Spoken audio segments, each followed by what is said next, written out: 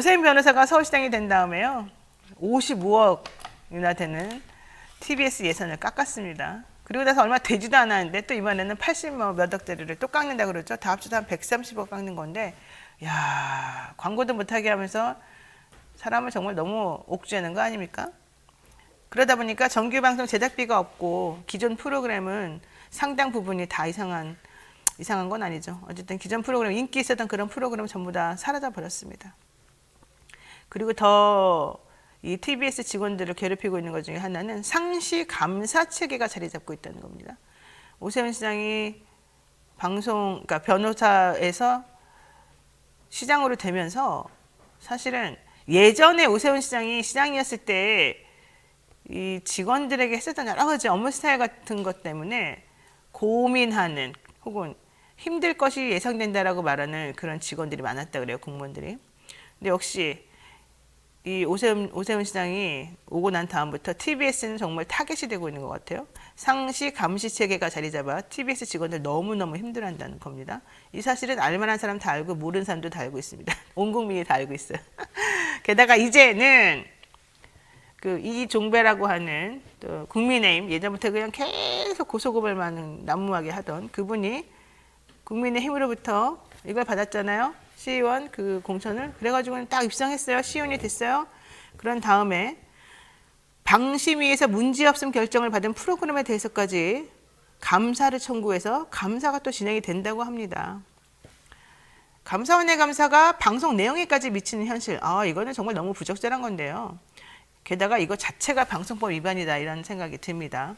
언론 보도에 대한 정정이나 반론 요청 절차도 깡그리 무시한 채 관련 보도에 직접 당사자도 아닌 서울시와 서울시 의회 국민의힘 의원들이 의회와 행정 권력을 동원해서 마음에 들지 않는 방송 내용에 대해서는 감사권을 동원하는 행위. 이거는 명백한 권력 언론 탄압이고, 권력 기관이 방송 내용을 문제 삼아서 감사권을 동원한다는 행위는 전례를 찾기 힘든 일로 방송 편성의 독립성과 자율성을 규정한 방송법 4조 위반 행위이자 군사 독재 시절 기관원이 언론사에 상주하며 언론 보도에 가해질하던 것하고 다름이 없는 반헌법적 검열 행위다. 지난번 세월호 사건이 터졌을 때 그때 새누리당이었나요? 이정현 의원이 저는 KBS 전화 걸어가지고 이쪽 보도의 방향을 조금만 이렇게 좀 순화시켜 주세요. 이거 말했다가 재판받고 막 그랬잖아요. 근데 이번 건은 너무 심한 거 아니겠습니까? 아예 그냥 노골적으로 개입을 하고 있어요. 게다가 어제 국민의힘 미디어 특별위원회에서는요, MBC와 TBS를 두고 방송통신심의위원회에서 봐주기 심의를 했다면서 정현주 위원장을 직무유기 혐의로 검찰에 고발해버렸습니다. 정현주 위원장만 고발한 게 아닙니다. 수많은 직원들까지 다 고발했어요. 박성중, 윤두현, 홍석준 의원 등 국회 과학기술정보방송통신위원회 소속 의원들은 7일 오전 11시 MBC, TBS 봐주기 심의 관련 정현주 방심위원장 고발장 이렇게 되어 있는 제목의 고발장을 제출하면서 정현주 위원장은 그동안 방심위를 너무나 왜곡해서 운영해왔다. 지금까지 방심위에서 심의 의결이 끝난 사례를 중심으로 5건을 꼽았고 새 정부가 출범한 이후에도 계속되고 있어서 더 이상 묵과할 수 없다는 차원에서 고발하게 됐다고 말했습니다. 이거 정말 부적절하고 정말 하면 안 되는 겁니다. 저도 원래 방송통신심의위원회에서 선거방송심의위원회 위원을 한 적이 있었거든요. 우리 다 듣습니다. 양쪽의 의견들. 그래서 이렇게 단계별로 나눠가지고 이게 고의냐 과실이냐 이게 반복되느냐 아니었느냐 이런 거 다 따져가지고 징계를 할 것이냐 말 것이냐 주의를 주느냐 권고하냐 행정지도하냐 다 결정해요.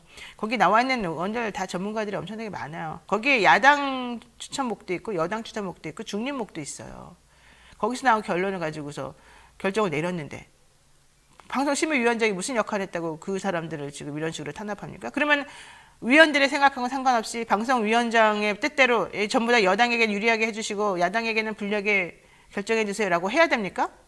자체가 말이 안 되는 거죠. 게다가 감사원은요.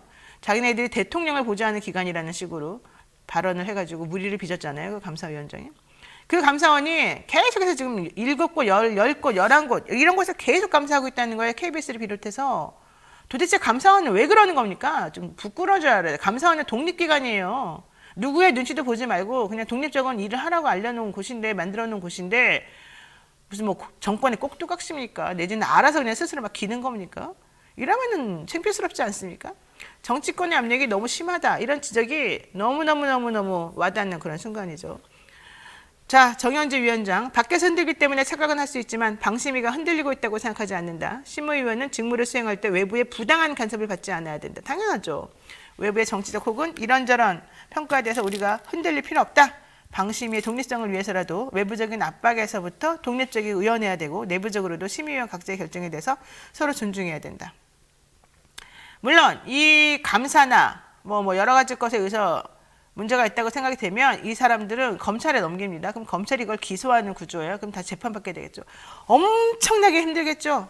예전에 특히 정현주 위원장은 KBS 사장할 때도 그 있지도 않은 횡령 배임 가지고 몇 년 내내 정말 괴롭힘을 당하다가 퇴직하고 그만두고 결국 명예회복했으나 아무도 그 명예회복에 주목하지도 않았어요. 방송을 장악하려는 시도 매우 부적절하죠. 지금 특히 이렇게 우호적으로 언론들이 빨아주고 있었던 그런 여당인데 왜 이런지 모르겠어요. 자, 방송통신을 위시한 언론에 대한 지나친 규제나 재갈 물리기, 이거 표현의 자유를 심각하게 위반하는 겁니다. 침해하는 거고요. 반민주주의적이고 반헌법적이죠. 이런 거는 동서고금을 통해서 있을 수 없는 일이고 독재국가도 이런 식으로는 잘 하지 않습니다. 요즘에. 반성하셔야 될 것 같습니다. 정말로. 작금의 사태가 상당히 우려됩니다. 네, 이상 영희생각이었습니다.